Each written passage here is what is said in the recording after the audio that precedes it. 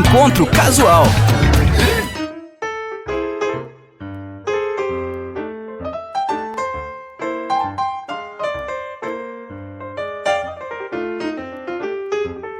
Olá, seja bem-vindo, bem-vinda. Estamos começando mais um Encontro Casual aqui na Unijuí FM. Mas você já sabe, antes de eu apresentar o nosso convidado, ou convidada nesse caso, eu vou pedir para você compartilhar, se inscrever em nosso canal, dar o like, fazer todo o ritual necessário para levar mais longe histórias que a gente conta aqui, como a dela, que é uma especialista em moda, é professora e vai estar aqui no nosso Campus Fashion no dia 23 de setembro, abrilhantando, trazendo todo o conhecimento que ela adquiriu no tempo que trabalha com esse universo da moda que é destaque para nós agora em setembro. Eu converso a partir de agora com a Madeleine Miller. Seja bem-vinda, Madeleine, tudo bem?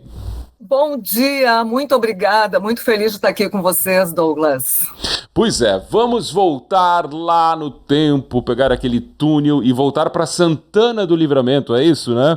Mas bate, a minha terrinha! Como era a Madeleine menina, já dava sinais, já dava aquele toque de moda nas crianças ao redor, enfim, ela já apresentava algum toque que seria essa a profissão dela? Em Livramento ainda não, porque eu saí de lá cedo, mas quando eu cheguei em Porto Alegre e fui estudar aqui em Porto Alegre, eu já revolucionei, porque todo mundo usava um determinado tênis e eu usava o tênis que os meninos usavam, que era um quichute. Só os antigos vão lembrar disso. Eu usava quichute, que era o tênis dos meninos. Então eu revolucionei no colégio, sim. Lá pelos 9 anos eu lancei a moda do quichute entre as meninas na escola que eu estudava. Acho que eu sempre gostei disso, sabe, Douglas? Gostei, assim, de olhar para as coisas e pensar, por que eu não poderia também fazer uso delas, né? Porque eu era menina, por que eu não poderia usar um tênis de menino? E aí, acho que comecei a desenvolver um olhar mais plural para as coisas que me cercavam. Eu sempre achava uma nova serventia para alguma coisa. Então, eu já estava lá dentro dos princípios da economia circular, porque na minha época as roupas eram repassadas, né, de um irmão para o outro. Sim. E a gente fala tanto nesse assunto hoje em dia, mas isso é uma coisa que já existe há muito tempo, né? As famílias faziam esse reaproveitamento entre os filhos. O que era legal. Marcou muito essa mudança para Porto Alegre, Madeleine? Na família, você lembra, assim, de criança? Lembro, sim. Mudar o universo, né, completamente, né? Douglas, até a gente estava conversando um pouquinho antes, né? As relações que se formam quando a gente está no interior, quando a gente mora no interior. Eu morava na fronteira, né? Ali com o Uruguai. Mas as relações que se formam em cidades menores, mesmo que sejam populosas, são diferentes. Tu chega na capital, já há um distanciamento. Naquela época não existiam redes sociais nem nada disso, sim, mas a gente percebia, assim, não era tão comum ir para a casa dos colegas, para lá e para cá, como a gente, quando estava no interior. A gente vivia indo para as casas uns dos outros, as casas eram praticamente abertas, né? Todo mundo ia para a casa de todo mundo se conhecia. De repente tu chega numa cidade onde ninguém mais te conhece, onde tu não é um nome na chamada, tu é um número. Isso me chocou, assim, no início, porque eram tantos alunos que a gente era chamado pelo número da chamada e a gente tinha que memorizar na escola que eu estudei. E lá no interior as pessoas te chamavam pelo nome, então a gente percebia uma diferença. Claro que isso mudou, mas foi a minha primeira percepção quando eu cheguei em Porto Alegre. Eu era um número na chamada, eu não era um nome. Nossa, e muda muito a perspectiva a partir disso, né? Total. Agora, né? Madeleine, você tem família grande e já também, você falou da questão dos irmãos, né, repassarem coisas. Você viveu essa época e tinha isso também já na família, da preocupação, eu quero dizer, com o visual, mas você usar um quichute, o que vai parecer, minha filha? Tinha esse tipo de comentário? E como é que você encarava isso? Na época, como não existia o tribunal de julgamento da internet, que é como eu chamo a internet, o tribunal de julgamento onde todos estamos lá sendo julgados, apedrejados ou admirados, né? Seja lá como nos apresentarmos, dependendo da bolha em que estivermos ou do público que estamos atingindo. Naquela época, o teu público eram os teus pares, eram os teus colegas, eram os teus amigos. Então, a gente tinha aquela coragem, né, de afrontar o status quo.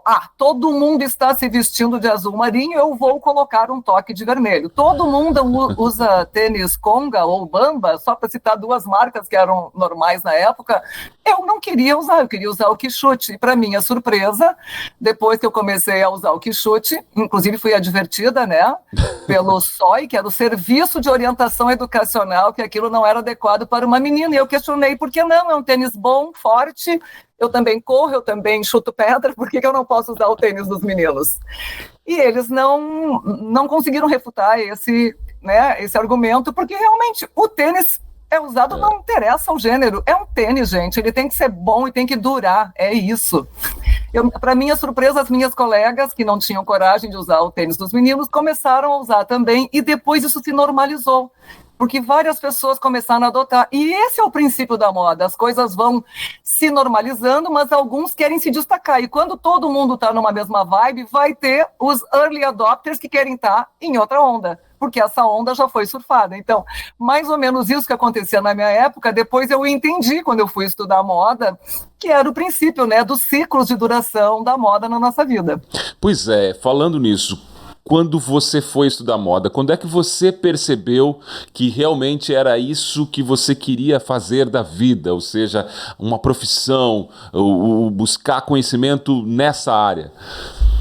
A minha família é de advogados, né, Douglas, e a gente não podia escolher o curso que queria fazer. Não existia curso de moda nos anos 80, quando eu entrei para a faculdade, em 83, eu entrei na PUC para fazer Direito, eu sou formada em Direito. É a minha primeira graduação, e foi muito bom fazer, porque o Direito te dá uma gama, uma amplitude, um repertório cultural muito bom, inclusive para a gente ler um contratinho, né? A gente vai lá e olha um contrato e... São importantes. Ninguém pega a gente. Lá nas letrinhas miúdas, ninguém nos pega, não. Então, eu fiz o Direito e depois eu dei sequência na minha vida acadêmica, porque eu demorei um pouco para virar professora, né? Essa minha transição ainda levou um tempo, porque antes disso, eu trabalhei como modelo, eu trabalhei como produtora de moda, eu vivenciei muito o universo da moda, tanto a indústria quanto o varejo. Então, eu entendi bem, né, essas duas instâncias, digamos assim, do mercado, quem está produzindo, quem está comercializando, e aí eu fui estudar quem está consumindo, para eu fechar essa ponta. Eu queria entender como é que eram as relações entre a produção e o consumo. Onde é que está o equilíbrio e o bom senso nisso? E todas as questões de sustentabilidade que eu comecei a estudar dentro da moda vieram a partir dessa percepção. Não adianta a indústria produzir algo que não vai ter demanda ou produzir em excesso algo que a gente não vai conseguir consumir e vai acabar descartando exageradamente, que é o que a gente tem visto hoje. As pessoas compram demais, usam poucas vezes, quando não é uma ou duas, e já descartam. E esse excesso de consumo, né, que a gente chama de consumismo, não é aquele consumo saudável de movimentar a economia. O consumismo é quando tu consome por um breve tempo, aquele recurso que foi usado, né, nesse produto acaba se perdendo porque tu descartou, ele vai para aterro sanitário, ele vai ser incinerado, ou ele não foi corretamente descartado, e aí a gente pensa muito nessas questões de reciclagem. Tem momentos que não dá mais para reciclar. Se nós, consumidores, não sabemos separar o nosso lixo, não entendemos, né, que o resíduo têxtil que sobra de uma roupa, se tiver misturado lá com uma casca de banana num lixão, vamos lá reciclar. Não dá mais para reciclar, gente, ele já está contaminado. Então, precisa ter uma educação para a cidadania, para a gente entender que todos somos responsáveis, quem produz, mas também quem consome, né? Mas a moda foi surgindo, então, ao acaso. Dá para dizer que é ao acaso? Mais ou menos. Ela surgiu ao acaso porque quando eu tinha 13 anos e já tinha quase 1,80 m de altura, eu fui convidada para fazer umas fotos. Eu estava no meio da rua, achei que era um tarado me abordando, mas era um fotógrafo do jornal Zero Hora. E eu não tinha celular naquela época, não tinha nada, e ele me disse, tu vai ganhar um cachê, tu vai representar uma ótica bem famosa aqui de Porto Alegre, que existe até hoje. E eu falei para ele, olha, eu não sei, eu nunca fiz isso, mas eu vou ligar para minha mãe. Eu liguei de um orelhão, eles me deram uma ficha, no tempo que tinha ficha, gente, os mais jovens nem vão saber o que é um orelhão e uma ficha, mas... Caía a ficha, né?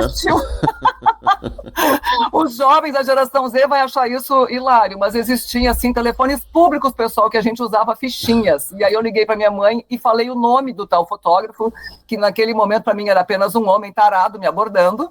A minha mãe dizia, não fala com estranhos, não fala com ninguém. Eu obedecia, né? E ela disse, é um fulano de tal, minha filha aceita, esse cara é da Zero Hora. Imagina, era uma coisa do outro mundo tu aparecer na Zero Hora. Aí eu fui lá, fiz as fotos e a partir dali começaram a surgir convites, eu participei de várias agências, até que eu caí numa agência internacional, que era a Ford Models, na época. Muito famosa. Depois também. vir a ser uma das managers da Ford Models aqui no Rio Grande do Sul, depois que tinha acabado a carreira de modelo, que eu comecei a trabalhar para marcas de moda, né? Eu era o contato entre a agência e os eventos de moda que existiam em Porto Alegre, ou os lojistas de moda, ou os fabricantes de moda. Então, eu sempre estive muito perto da indústria e do varejo e dos meios de comunicação. As agências de modelo acabam fazendo esse contato, né, com todos esses stakeholders, digamos assim, fornecedores que estão próximos, a mídia que está próximo da gente. Mas, basicamente, começou por acaso a carreira de modelo, e na carreira de modelo eu entendi que eu não gostava de estar nas luzes da ribalta, eu queria estar nos bastidores. Olha e só. foi ali que eu realmente construí uma carreira, entendendo o mercado, entendendo o funcionamento da indústria, como é que se desenvolviam os produtos até chegar ao consumidor. Ali eu formei uma base para entender meu trabalho como produtora, né? E depois disso eu entendi também que não bastava só ser produtora, eu queria fazer algo mais. Eu queria trabalhar na disseminação de novos valores para a moda, porque eu entendia que a moda não podia ser só isso. Eu entendia que a moda era muito mais sobre comportamento do que sobre roupas.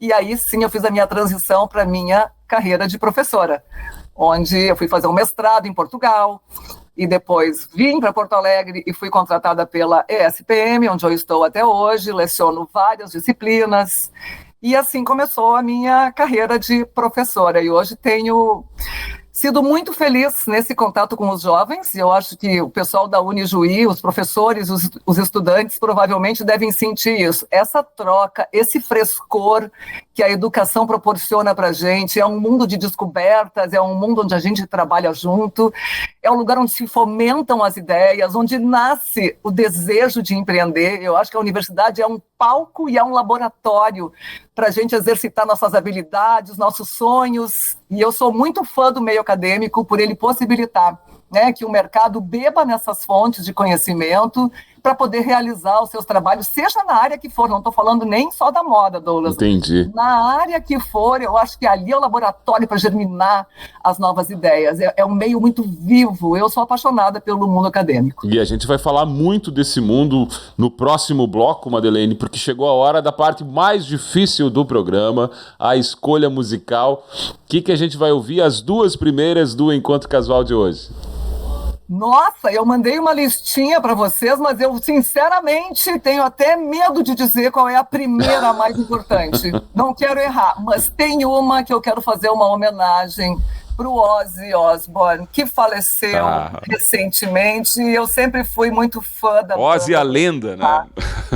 E tem uma música que tem muito a ver com a minha vida, com todas as mudanças que eu fiz. Eu acredito que se as pessoas escutarem essa música, não importa a geração que for, o nome da música é Changes. Eu sou apaixonada e eu acho que é uma música que vale para todo mundo, porque em algum momento a gente vai mudar. Eu imaginei que fosse assim. Na sequência, Madeleine, o que a gente ouve? E Mais na uma. sequência, depois eu vou te contar a história, eu vou citar um britânico, Joe Cocker, com uma música chamada You Are So Beautiful, porque todos nós somos lindos do nosso jeito.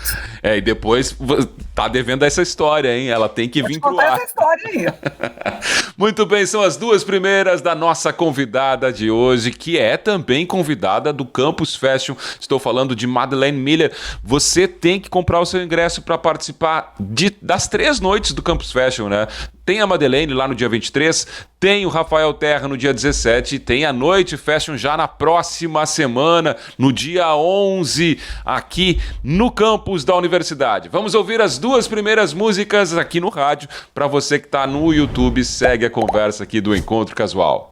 Muito bem, seguimos aqui o Encontro Casual, hoje recebendo a Madeleine Miller, que é uma das palestrantes do Campus Fashion. No dia 23 ela vai estar aqui, ela que tem todo esse universo da moda para trazer, professora da ESPM. Vamos falar dessa parte, Madeleine, que você falou, terminou aqui citando, né, de ser professora, estar nesse lugar, né, como professora, também é uma maneira de desenvolver esse que eu chamo de propósito de vida, que é o universo da moda, mas a partir do teu olhar, né, sobre ele, passando para jovens, dá para dizer que é o principal, o que você mais gosta de fazer hoje? Vou te dizer que dentro da minha trajetória, eu sinto que é o ponto máximo, né? Eu fico muito feliz e honrada por poder estar lá diante desses jovens que estão começando uma vida profissional. Muitos, às vezes, em dúvida sobre as suas escolhas. Quem não tem dúvidas hoje em dia com o bombardeio de informações e também com as inúmeras possibilidades que a gente tem no mercado, que muitas vezes também é fragmentado, mudou muito a nossa relação com o trabalho, né? As pessoas hoje, eu ouço muito comentarem que não conseguem ficar muito tempo no mesmo lugar quando não alinham com os valores das empresas onde estão. E antigamente todo mundo queria fazer carreira dentro das empresas onde estavam. Isso mudou muito. Então, tanto as empresas precisam entender os anseios, né, dos seus talentos para poder reter talentos, que é algo difícil hoje em dia. Tu tá lá, tu preparou o cara, quando o cara tá bom, ele migrou para outra, ou ele foi para outra área, porque as pessoas estão buscando. As pessoas ainda não estão naquela, cheguei nisso aqui, é isso que eu vou fazer para o resto da minha vida. Eu acho que essa mentalidade mudou bastante. E eu acho que isso também tem a ver com uma abertura de mercados, né? A partir dos anos 90, com a globalização, o nosso repertório, as nossas antenas começaram a captar coisas de todos os lugares, e a gente começou a ver que haviam outras possibilidades, outros caminhos. Então, o mundo das pessoas se abriu. A nossa cabeça se abriu, mas às vezes dá um pouquinho de medo, porque é tanta opção que como saber qual escolher? Como saber qual caminho? E se eu for por esse e não for, né? E quiser retornar? Então eu ouço muito dos meus filhos, eu tenho 2 filhos, uma de 30 e um de 16, são do mesmo casamento, mas tem 14 anos de diferença entre um e outro. Ela logo soube o que queria fazer. Ele me diz, mãe, são tantas coisas, eu não sei para onde eu vou. Eu tenho habilidades para várias coisas, mas eu não sei realmente, eu não tive um chamado, mãe, que nem vocês, porque eu sempre disse para ele, eu sentia um chamado para uma determinada área. A área da comunicação e da moda, eu fui muito para esse lado. E ele me disse que ele gosta de várias coisas, mas não tem ideia. E claro, com 16 anos a gente também não sabe muito o que Pois é, e a frase, né, para o resto de nossas vidas, o que eu vou fazer? É muito estranho isso, né, para o resto de nossas vidas. Assusta, né? Casamento tem isso, então para o resto de nossas vidas é enquanto isso durar, né, que seja eterno enquanto dure esse nosso amor por esse trabalho, por essa habilidade, por esse segmento. Mas o que eu acho assim mais bonito é que quando a gente trabalha dentro da educação, a gente trabalha a mente das pessoas, a gente trabalha uma questão de consciência, a gente consegue levar informação, e depois que tu consegue levar informação, tu consegue conscientizar uma pessoa e sensibilizá-la a tomar uma determinada atitude ou seguir um determinado caminho. Então, eu acho que isso que eu falei da universidade, né? A escola em geral, a universidade no seu lugar máximo ali de onde brotam os talentos, precisa fomentar o pensamento crítico. Eu acho que isso é uma das coisas mais importantes que a gente temos a teoria, vamos seguir a ementa da disciplina, mas vamos nos posicionar, vamos entender, vamos olhar os dois lados, e isso o direito me ensinou, que a gente precisa sempre olhar os dois lados para poder analisar bem uma questão, né? Então, dentro da universidade, dentro da escola, exercer o nosso pensamento crítico, fazer com que os alunos conheçam outros pensamentos, né, e possam concordar, divergir, trazer suas ideias, trocar suas opiniões, e isso fomenta um novo pensamento, uma nova massa crítica, que faz com que a gente consiga transformar o mundo que a gente está vivendo, né? A gente precisa fazer essas transformações que a gente quer ver no mundo. Não adianta só falar, né? O discurso precisa ter aqui uma prática, e cada um de nós precisa fazer a sua parte, por menor que ela seja. Não fazer nada no mundo em que a gente vive, eu acho que não é opção. Todo mundo tem que tomar parte, e todo mundo tem que ter o seu posicionamento, né? Entender o que eu posso fazer por esse mundo. Eu quero ser a melhor professora do mundo ou a melhor professora para o mundo? Quero ser o melhor designer do mundo ou quero ser o melhor designer para o mundo? É aquela coisa do ser para. fazer para. Eu não estou fazendo só por mim. A gente vive num coletivo. Então, eu penso que isso é o mais bacana. Lá dentro, a gente consegue, trabalhando juntos, quando a gente faz equipes, eu sei que o pessoal da Unijuí tem vários projetos onde os alunos trabalham juntos. Vai ter, inclusive, uma das noites fashion, vai ter uma ação do curso de cosmetologia. Tem um de estética, né? Nosso curso de estética, né? isso. E eles estão planejando alguma coisa que eu não vou nem falar aqui, que eu quero que o pessoal vá conferir. Tem que se inscrever pelo Simples assim, né, Douglas? Para poder estar lá Isso e ver o que essa galera está inventando, as novas ideias que estão vindo para o mercado, para oxigenar o nosso mercado. Isso é muito legal. E eles trabalham em equipe, porque na moda, na estética, na beleza, ninguém faz nada sozinho, gente. É o talento de todo mundo, né, sendo trocado, somado, que faz com que a gente tenha a inovação. Às vezes, inovar é requentar lá o nosso caldeirão cultural e trazer coisas que já estavam lá borbulhando, mas de um outro jeito. A gente apresentar de uma nova forma também é inovar. Exatamente. Então, eu acho que esse caldeirão cultural que a universidade proporciona, o Campus Fashion é esse caldeirão cultural, onde as pessoas, todo mundo pode ir lá mexer nesse caldeirão. Estão todos convidados, né, Douglas, para irem lá, colocar sua mãozinha e mexer no nosso caldeirão. Convidadíssimos. Madeleine, falando em talento, você também já escreveu um livro, Admirável Moda Sustentável, Vestindo um Mundo Novo. Como é que foi essa experiência que vem do mestrado em Portugal, né? Dessa experiência em Portugal, né?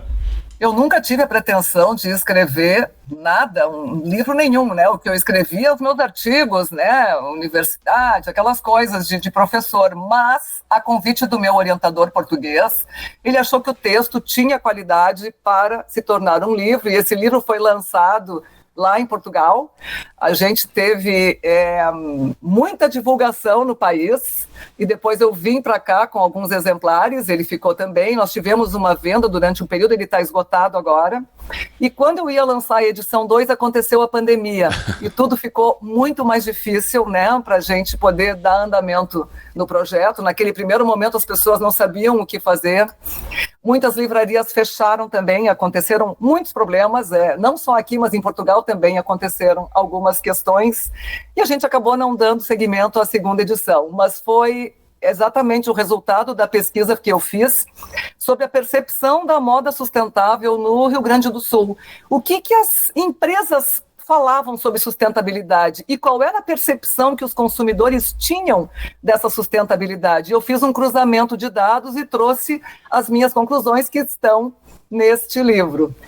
Não sou a dona da verdade, mas entendo que a gente está, sim, num caminho para a sustentabilidade, para melhorar, né, a questão dos impactos negativos que a indústria da moda, infelizmente, ainda provoca no meio ambiente, mas ela não é a única, ela é tida como a segunda maior poluente, só perde para a do petróleo. Olha só. Mas já existem muitas ações, muitos processos já mitigatórios desses impactos negativos para a gente ter uma moda que seja mais ética, mais justa, mais transparente. Eu sempre digo, tem que ser uma moda que vista uma causa, uma moda que seja amiga do meio ambiente, que valorize as pessoas. Não pode ser uma moda que mate pessoas, né, em situações análogas da escravidão, por exemplo, ou que esteja compactuando com o desmatamento, com o uso excessivo de recursos não renováveis. A gente sabe que os recursos não são infinitos, né? Então, a indústria da moda também precisa repensar o seu papel para poder ser um agente de transformação social. E essa mudança está incipiente ainda, Madeleine?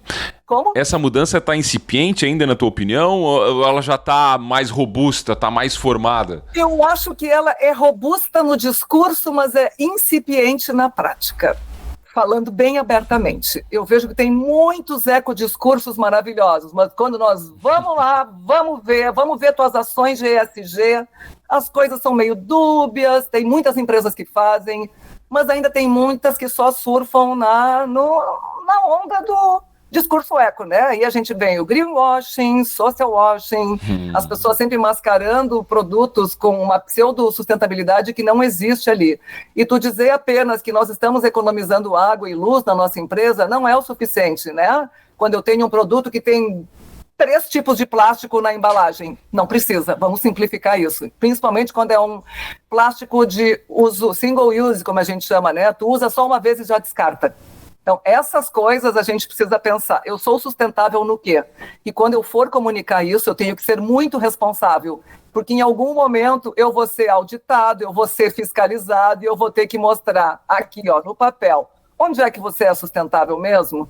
E você vai ter que mostrar, é na parte de processo, é na parte de produto, é na parte de pessoas, né? Esses P's que são tão importantes ali dentro da nossa cadeia. E mostrar que a gente está, se ainda não fazemos tudo, que estamos melhorando, que estamos no caminho para. É uma transição para a sustentabilidade. A gente viveu um modelo linear na economia durante muito tempo. Fazer a transição para um modelo circular é muito difícil, é muito complexo e leva tempo. Pois é, e as pessoas, por outro lado, tá claro, tem as marcas, algumas ainda de forma surfando na onda mesmo do eco, da ecomoda, como você chamou. Nossa, temos várias. Mas as pessoas, elas estão mais conscientes desse consumo excessivo que é prejudicial, dos recursos finitos, e também estão buscando essa moda mais sustentável, na tua opinião, Madeleine? Eu vejo que os jovens, as novas gerações, estão mais atentos, até porque eles recebem muita informação, né? Então, esse assunto não é mais uma novidade, as pessoas já falam muito sobre isso, tanto é que a cultura do brechó explodiu, né? Depois da pandemia, a questão do brechó, que antes era quase um tabu, comprar roupa de gente morta. Eu ouvi isso no meu mestrado, quando eu fui fazer as entrevistas com algumas pessoas mais velhas, eu perguntava, qual é a sua visão sobre compra em brechó? Deus me livre, eu não vou comprar roupa de gente morta. E esse conceito do brechó já evoluiu faz muito tempo. Então, as gerações novas já não enxergam isso como roupa de gente morta.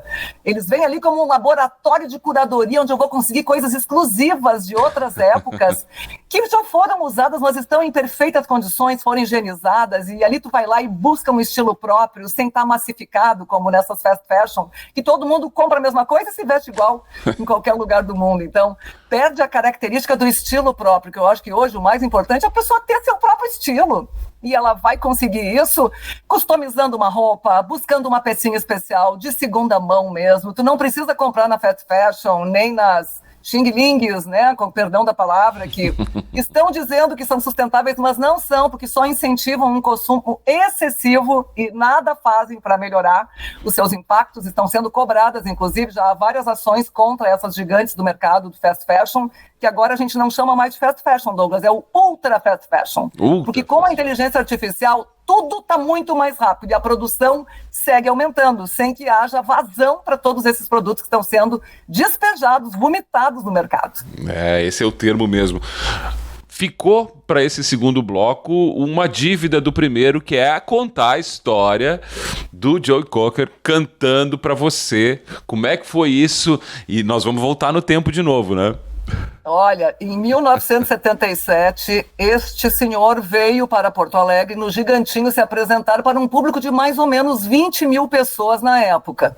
Ele retornou em 2012 e morreu 2 anos depois. Já não com a mesma voz, mas eu tive a sorte de conhecê-lo porque ele veio para cá e pernoitou na casa de uma namorada que, para minha sorte, era a melhor amiga da minha mãe. Olha só. Então, nós fomos convidados a estar lá. Eu mal e mal falava hello, I love you. Com 12 anos a gente tinha um inglês péssimo. E aquele homem bebendo e tocando violão e cantando em inglês, e daqui a pouco os anos foram passando, e quando eu me dei conta, eu estava na presença do Joe Cocker, que passou uma noite inteira cantando para nós.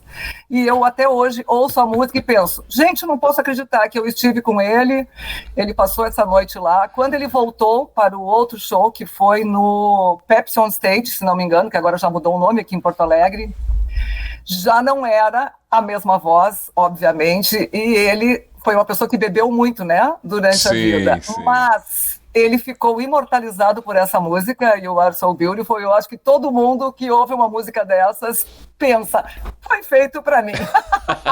E na época eu pensava isso, foi feito para mim. Então a minha mãe pensou que era feito para ela, a namorada, a filha, nós todas mulheres estávamos lá embevecidas porque o Joe Cocker cantou para nós e nós éramos as mais lindas do universo naquele momento. Foi algo muito especial realmente conhecê-lo, ouvi-lo e mais do que isso, ver o artista fora dos holofotes, tocando o seu violão, cantando a sua música de uma forma bem simples, gente como a gente ali do nosso lado, nós sentadas no chão, Ele tomando o esquinho dele, dedilhando e cantando as músicas que ele tinha recém-apresentado no show.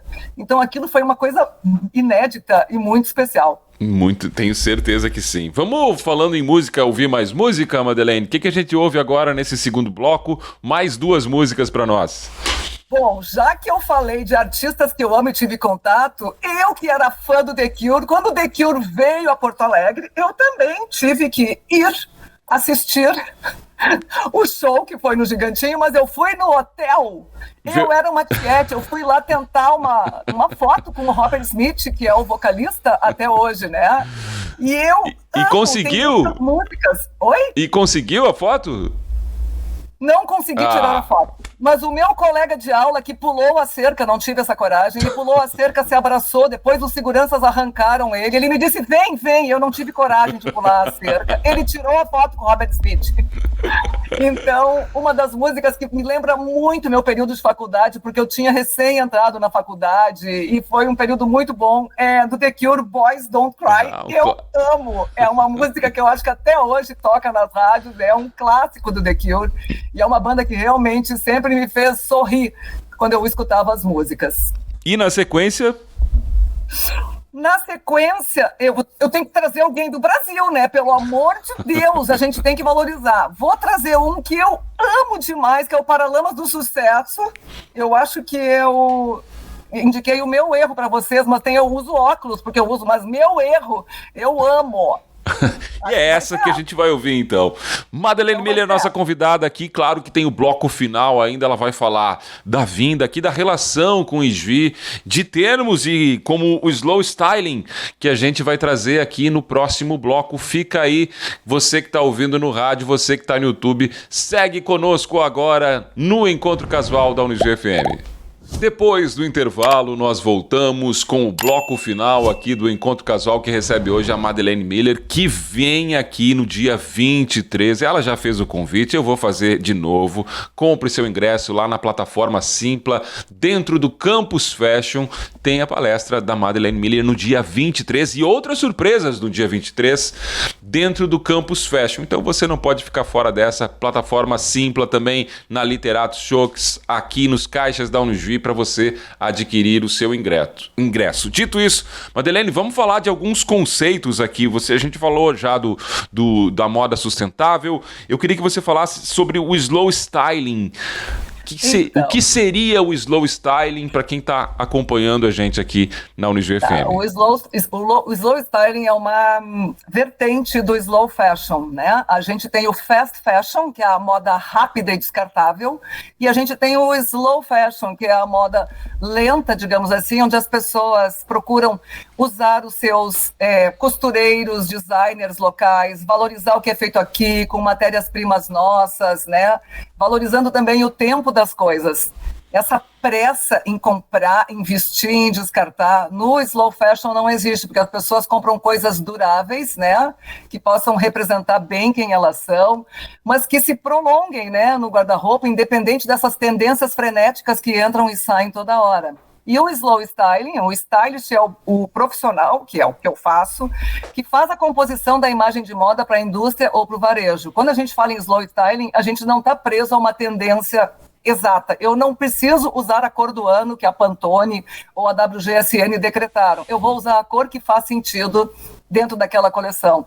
Eu vou usar uma tendência que tem a ver com comportamento e não com produto. Eu quero falar de sustentabilidade, eu quero falar de conexões, eu quero falar de humanidades, eu não preciso ter a tendência XYZ que está sendo decretada nos desfiles internacionais agora, para dizer que eu estou na moda. Esse conceito estar na moda, ele é muito subjetivo, porque eu posso estar na moda sem usar nada do que está na moda neste momento, apenas compondo o meu próprio estilo. Isso também é estar na moda, porque tu estás criando a tua própria moda. A tua forma de expressar moda é comunicação. É como tu quer te mostrar para o mundo. Então, eu acho que esse caráter subjetivo, ele é muito valorizado dentro do slow styling. É criar um estilo sem estar preso, sem ser uma vítima, né? Uma fashion victim, como a gente chamava antigamente, das tendências. Se você não usar o azul, porque o azul agora é a cor, você está completamente out. Não, era que nem a menina lá, a menina Mad, que não queria usar o tênis da época, todo mundo branco, eu queria usar a chuteira preta. Eu não tive medo de fazer isso e acabei eu criando uma nova modinha, né? Não tinha nenhuma pretensão disso, mas eu achava que por que todo mundo tem que usar essa cor e não podemos tentar outras? Então, eu acho que a gente ter o nosso pensamento crítico, nos posicionarmos, está dentro desse conceito macro, né, do slow styling. Compor o seu estilo com coisas que não demandem impactos negativos para o meio ambiente nem para as pessoas. Agora, esse conceito ajuda também a tirar aquele olhar da moda como um supérfluo, algo banal, que é de pessoas superficiais. Ajuda o conceito de moda sustentável, o slow styling que você está explicando aqui, ajuda a tirar essa impressão errada que a gente tem, que muita gente tem sobre a moda, Com certeza. Madeleine? Se não fosse assim, Douglas, a moda não era assunto acadêmico. Nós não teríamos cursos, professores, filosofia da moda e todo esse aparato que a gente tem hoje para mostrar que a profissão, além de fomentar a economia, ela trabalha todas essas questões sociais, ambientais, culturais, o empreendedorismo, todos os empregos que a indústria da moda gera. Então, tem um lado bastante importante que a gente precisa pesar com todos os outros, né? Tem o lado econômico, a moda é uma força, mas ela é uma força social também, ela é uma força que envolve muitas pessoas, porque a moda é feita por pessoas para pessoas. A gente não pode nunca esquecer a instância social da moda. E fora o fenômeno de comunicação. A moda é a expressão das pessoas e muitas vezes é a forma que a gente tem de dizer quem nós somos para o mundo. Então, só por ser assunto acadêmico, a gente já entende que a moda não é superficial. Ela é bastante complexa, inclusive, e envolve muitos critérios e diretrizes para a gente poder trabalhar, estudar e se envolver dentro dessa área. Exatamente. Falando em área, região, Ijuí, você tem já uma relação aqui com Ijuí, né? Deu até uma pincelada nisso, falando da Suzy, da Incógnita. Da minha infância, Douglas, porque eu visitava os meus primos, né? Eu tinha tios que moravam aí, o meu tio já faleceu e a minha tia hoje mora em Porto Alegre, já tá velhinha, mas eu ia muito para Ijuí. E depois da fase de infância, eu voltei para Ijuí graças à Suzy da Incógnita, que eu acho que já andou dando entrevista aí recentemente, Sim. Não sei quando foi, mas eu sei que ela esteve aí. Suzy, se tu estiver me ouvindo, adoro você. Acho que esta mulher é um exemplo de empresária, uma mulher que sempre teve visão para a moda e fez coisas incríveis para a loja dela. Antes que essas coisas virassem moda, ela já estava na frente. A Suzy foi sempre uma pessoa visionária. Então eu voltei para Ijuí adulta para produzir desfile para a Incógnita e tenho contato com a Suzy até hoje e tô louca para revê-la. Sei que tem muitos negócios de moda muito bons na cidade. Me lembro muito da Praça de Ijuí, que era uma coisa linda, a igreja. Essas imagens eu trago lá da minha infância. E claro, Ijuí sempre vai estar associado a Suzy, porque a Incógnita já marcou presença aí. Eu não sei há quantos anos a loja já existe, mas eu sei que ela é um ponto alto aí da cidade, né? E agora você volta a Ijuí, né, no nosso Campus Fashion. Eu queria que você falasse justamente, claro, desse uma pincelada, uma palhinha do que você vai trazer agora para nós aqui no Campus Fashion no dia 23. A minha fala vai ser muito sobre o que a gente conversou aqui, Douglas, né? As pessoas sempre acham que o professor ou o consultor de moda, quando ele chega numa cidade, ele vai falar sobre tendências e tal. As tendências de estilo, tendências da moda relacionadas a produtos são coisas que são importantes, porque elas ajudam também a movimentar os negócios de moda, mas eu hoje estou muito mais voltada para a questão dos comportamentos, e principalmente o comportamento de consumo. Por que nós compramos, né? Por qual motivo? E por que deixamos de comprar? O que nos faz deixar de comprar? É a questão financeira? É a questão de nós não compactuarmos com os valores daquela empresa? É porque simplesmente aquela empresa não acertou o timing de lançamento daqueles produtos ou não acertou o produto em si? Então, todas essas variáveis são coisas que a gente estuda dentro do comportamento do consumidor. Eu vou trazer o meu olhar para a moda, para a sustentabilidade, para a comunicação. E dentro da comunicação, eu sempre falo uma coisa que é muito importante, né? As pessoas, às vezes, estão fazendo o melhor produto, estão fazendo coisas incríveis, só que o mundo não fica sabendo disso. porque não é comunicado ou é mal comunicado. Então, não adianta eu fazer o melhor produto do mundo, gente, se o mundo não fica sabendo disso. Essa também é uma parte que eu vou bater bastante, porque como eu venho, né, de um mestrado de comunicação, a forma como a gente se comunica, os sinais que a gente emite vão determinar a percepção do nosso consumidor. Uma coisa é quem eu sou, a minha identidade, mas como ela vai ser percebida pelo consumidor, vai depender muito da forma como eu estou levando esses sinais para ele entender, né? Quem eu sou, o que a minha empresa vende, o que ela é, no que ela acredita. Então, são esses os tópicos, mais ou menos, vai passar pelo slow fashion, por empreendedorismo, por marketing. A gente vai falar de moda num sentido amplo e, principalmente, numa moda que pode vestir causas importantes. Pois é, a moda como um agente de transformação social. Ela pode ser esse agente e o que falta para ela ser um agente mais determinante nesse mundo globalizado que a gente vive, Madeleine? Eu acho que falta conscientizar as pessoas levando mais informações. Quanto mais informação a gente conseguir levar, mas informação que tenha embasamento, que tenha fontes referenciadas, que a gente realmente possa dizer, olha, dá uma olhada nisso e nisso, está acontecendo tal coisa. A gente precisa levar a informação. A partir da informação, a gente consegue criar uma consciência nas pessoas que estão recebendo essas informações e a partir da conscientização, tu sensibiliza. Aí a pessoa vai tomar uma atitude. Vou deixar de comprar de tal marca porque ela usa trabalho infantil.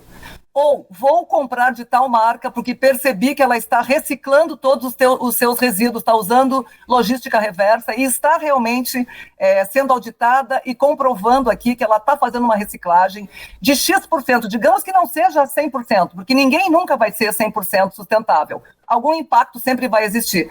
Mas digamos que eu consegui diminuir em 50% as minhas emissões de gás carbônico, né? Os gases do efeito estufa. Bom, gente, vai lá e coloca nos teus relatórios, apresenta isso e mostra que a empresa está tentando se adequar.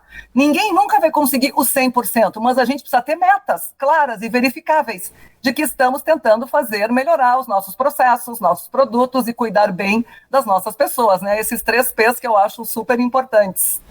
Madeleine Miller, que é a nossa convidada do Campus Fashion, eu vou repetir o convite aqui, dia 23, no Campus Fashion da Unijuí FM, nesse mês de setembro. Madeleine, vamos fazer aqui o quadro existencial para fechar o encontro casual de hoje?